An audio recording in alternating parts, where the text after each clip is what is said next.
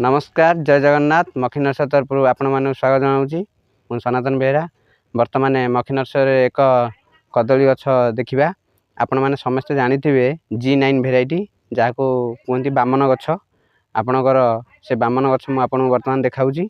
देखु ये हूँ आमर कदली बेड ये एक बेड ये भी एक बेड दुई बेड यांक अच्छी G9 भेराइटी।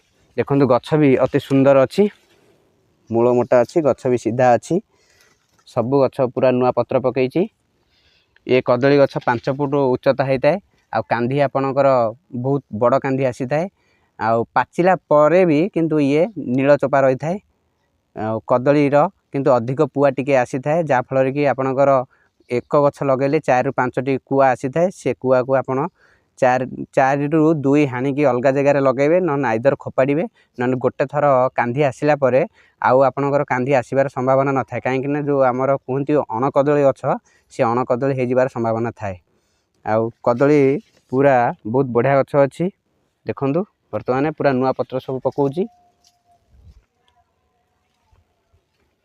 आम भिडियोटी आपको भल लगी था लाइक शेयर सब्सक्राइब करेंगे। नमस्कार।